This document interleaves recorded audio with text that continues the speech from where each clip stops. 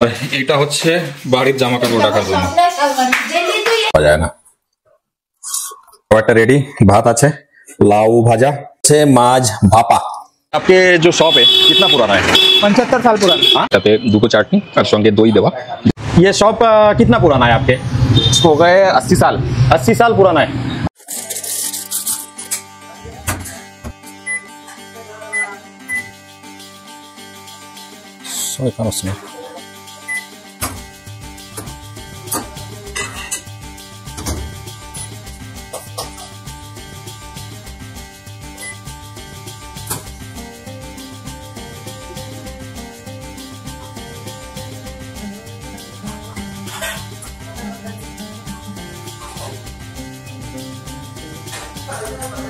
আজকে সকালবেলার নাস্তায় চলছে ক্রাঞ্চি ব্রেড।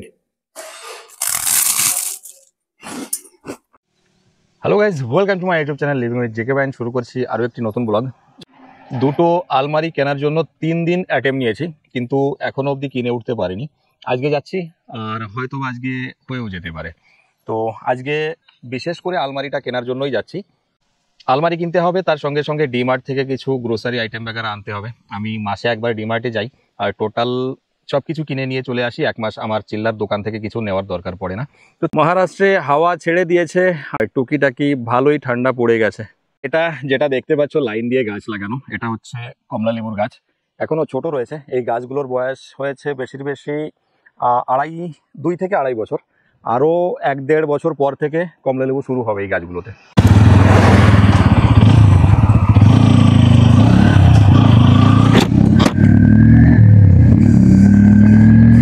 এখান থেকে 10 মিনিটে পৌঁছে যাচ্ছি চান্দুর বাজার।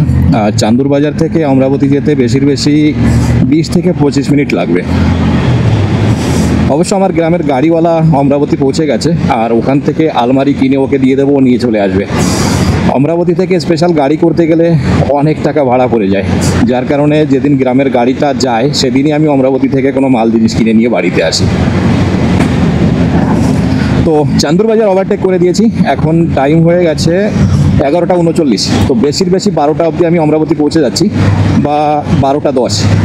তো 5টা অবধি বোধহয় রিটার্ন চলে আসতে পারবো। বেশি একটা লেট হওয়ার কথা না। এত সকাল সকাল যখন আমি অমরাবতী পৌঁছে যাচ্ছি 12টা অবধি, তো 5টা অবধি রিটার্ন চলে আসতে পারবো।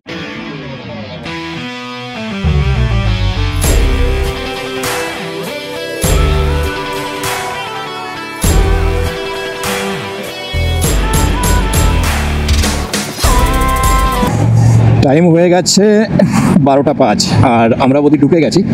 এখন আলমারির দোকান অবধি পৌঁছাতে আমার মিনিমাম 15 মিনিট আরও লেগে যাবে। গাড়িওয়ালা কল করেছিল, বললো একটু জলদি আসো, আমার টাইম হয়ে যাচ্ছে। গাড়িওয়ালা চলে গেলে আমার আরও 1,500 টাকা খরচা হবে মালটা বাড়ি নিতে।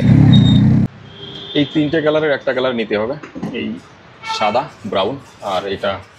তো প্রায় এখানে 40 মিনিট ধরে ঘুরে বেড়াচ্ছি। একটা আলমারি কনফার্ম হয়ে গেছে আর একটা বাকি আছে। একটা ড্রেসিং টেবিলও নিতে হবে, তো সেটা দেখছি এখন।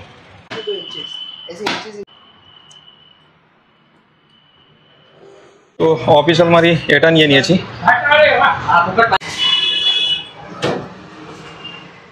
তো আলমারি দুটো হয়ে গেছে আর ড্রেসিং টেবিলটা হলো না আজকে, পরে কোনো দিন দেখবো। তো প্রথমে এটা দেখেছিলাম, এটা একটু ডিফেক্টিভ মনে হলো, তারপরে সাদাটা নিয়ে যাচ্ছি। हाँ हाँ हाँ, आप देख लो ना एक बार चेक करके। हमारे तो पानी के जार लॉक चेक कर लो। দোকান থেকে চেক করে নিয়ে যাওয়াই ভালো, বাড়িতে গিয়ে প্রবলেম না হয় ব্যাস। अरे वो कोने से उठाओ भैया, इधर आओ।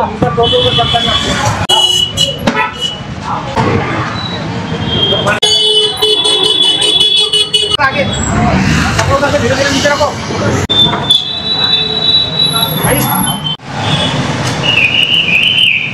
চলো আলমারি গাড়িতে তুলে দিয়েছি। এখন টাইম হয়ে গেছে 1:30 আর প্রচণ্ড খিদে পেয়ে গেছে। সকালবেলা নাস্তা করেছিলাম কিন্তু সেটা আর কতক্ষণ, 1:30 বেজে গেছে। এখন খাবার দাবার খেতে হবে। আর আজকে ফিক্স করেছি কোনো রেস্টুরেন্টে খাবো না, এখানকার কিছু ট্রেডিশনাল শপ রয়েছে সেখানে গিয়ে আজকে নাস্তা পানি করব আর রাতের খাবারটা বাড়িতে খাবো। এখানকার পারম্পরিক ফুড সেটা আজকে ট্রাই করব। এখানে পিঁড়ি দর পিঁড়ি যেগুলো খেয়ে বড় হচ্ছে সেটা আজকে খাবো।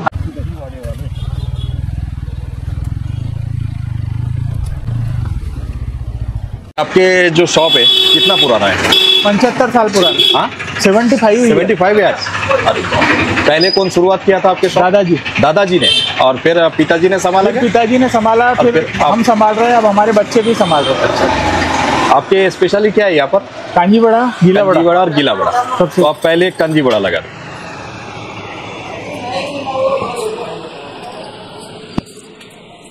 ये कैसे बना हुआ रहता है?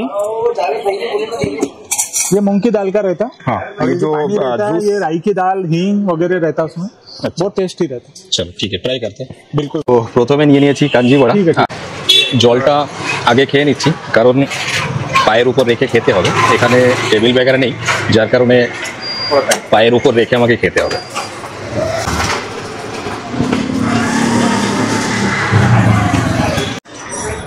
কাঞ্জি বড়া খাচ্ছি, কাঞ্জি বড়া, মহারাষ্ট্র অমরাবতীতে বসে বসে। প্রচণ্ড টক, আজকে অ্যালার্জিটা আমার বাধা থাকলো।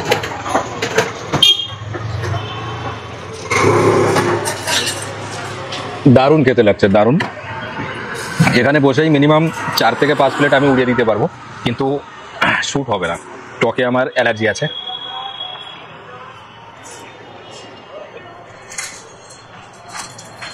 এটার একটা প্লেট যথেষ্ট। এখন গিলা বড়াটা ট্রাই করবো।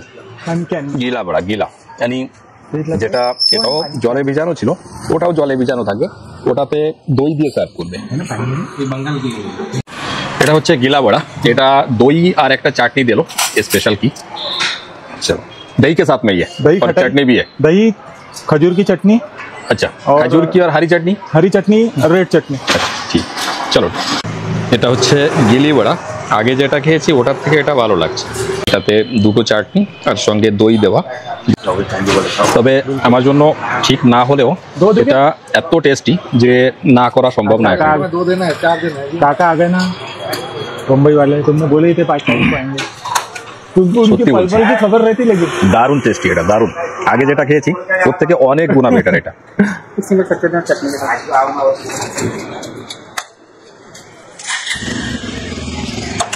এটা টক, হালকা মিষ্টি আর প্রচন্ড ঝাল। আর যেটা ঝাল সেটা সত্যি বলছি আমার জন্য সব থেকে টেস্টি সেটা। पहले तैयार रहते এটা দারুণ ছিল। बहुत ठंडा होगा ना, इसलिए नहीं डाला। बर्फ तो रेडी रहता अपने। ला जल्दी है ना বেস্ট। মহারাষ্ট্রে প্রায় 18 বছর হয়ে গেছে আমার, আর এই এরিয়াতে প্রায় 14 বছর।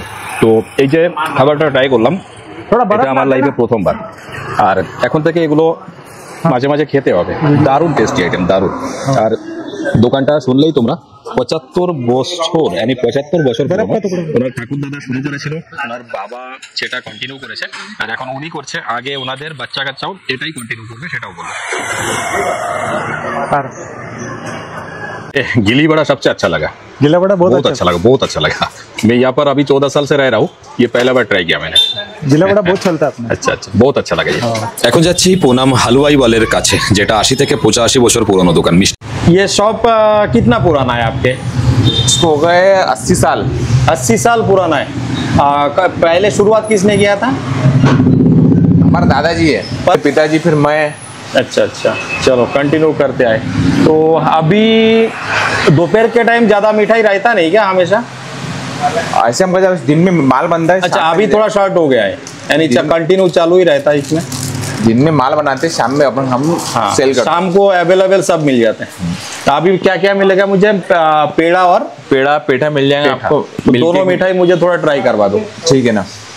बेसन के लड्डू, पेड़ा और पेठा, তিনটে মিষ্টি রয়েছে এখানে। বেসন के लड्डू, চিনিটা প্রচুর পরিমাণে, মারাত্মক পরিমাণে চিনি দিয়েছে, আর চিনিটা আস্ত রয়েছে। এটা হচ্ছে পেড়া, পুনাম চাঁদের সব থেকে বেস্ট এটাই। আমি একটু আগে ট্রাই করেছি, আর এটা দারুণ লেগেছে, দারুণ।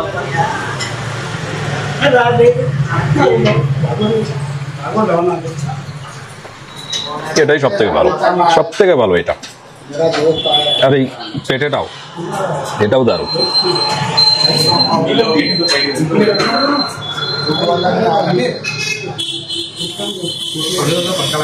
সত্যি বলছি, এরকম আমি মহারাষ্ট্রে এখনো খাইনি, এত সুন্দর লাগছে এটা।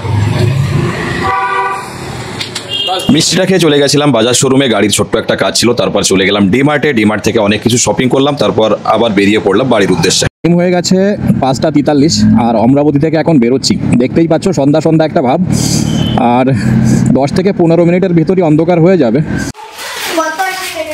জানি না, 2 প্যাকেটে পুরো বাস কমপ্লিট হয়ে যাবে। তো এই আলমারিটা আমার ওষুধ বড়ি রাখার জন্য, আর এইটা হচ্ছে বাড়ির জামা কাপড় রাখার জন্য। পৃথিবীতে অনেক কম মানুষ আছে যারা অল্পতেই খুশি হয়ে যায়। দেখলেই তো অমরাবতী থেকে আসতে 7টা বেজে গেছিল, আর এখন প্রায় 9:30 বাজে। 2 ঘন্টা বসে আসলাম ক্লিনিকে, আর এখন বসে পড়েছি রাতের খাবারটা খেতে। এখানে দেখতেই পাচ্ছ খাবারটা রেডি, ভাত আছে, লাউ ভাজা, তার সঙ্গে রয়েছে মাছ ভাপা। এই মাছটা আজকে ভাপাতে বলে গেছিলাম আমি, যেহেতু আজকে আমি রেস্টুরেন্টে খাবো না, সেটা বাড়ি থেকেই ফিক্স করে গেছিলাম, তো মাছটা ভাপানোর জন্য বলেই গেছিলাম। লাউ ভাজা, আর এটা আমার ফেভারিট বলতে পারো। পুরো খাবারটা আমি এই একটা আইটেম দিয়ে খেতে পারি, কিন্তু আজকে এই আইটেমটাও আমার ফেভারিট, তো এটাও খেতে হবে।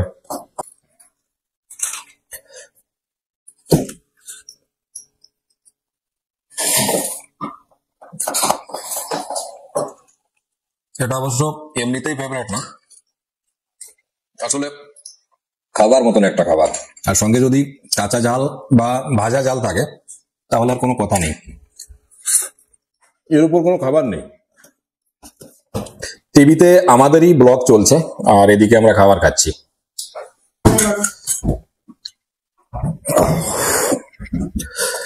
মাছটা দারুণ স্বাদের মাছ ছিল, কাতলা মাছ ছিল, প্রায় 6-7 কেজি ওজনের মাছ ছিল। আমি এনেছিলাম বোধহয় 1.5 কেজি।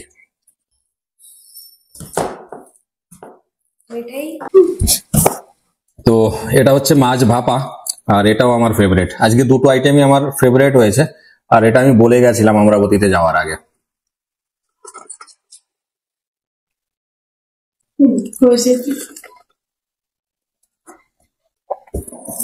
আসলে মাছ ভাপাতে যদি মশলাটা ভালোভাবে সেদ্ধ হয় তাহলে সত্যি খাবার মতন হয়, আর যদি মশলাটা কাঁচা থাকে তাহলে সেটা মুখে দেওয়া যায় না।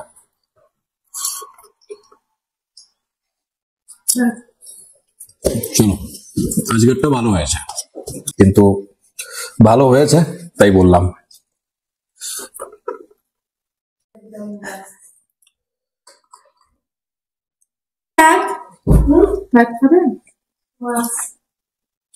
মাছটা হ্যাভি মাছ ছিল, হ্যাভি।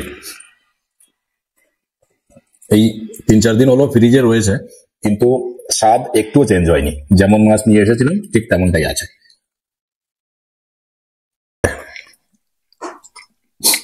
তো চলো, খাবারটা ফিনিশ হয়ে গেছে, আর ব্লগটা ডাইনিং টেবিলে বসেই এন্ড করছি। ভালো লাগলে অবশ্যই লাইক কমেন্ট শেয়ার করো, ভালো না করো সাবস্ক্রাইবটা করে দিও, যেহেতু নতুন চ্যানেল তো সাবস্ক্রাইবারটা বেশি দরকার।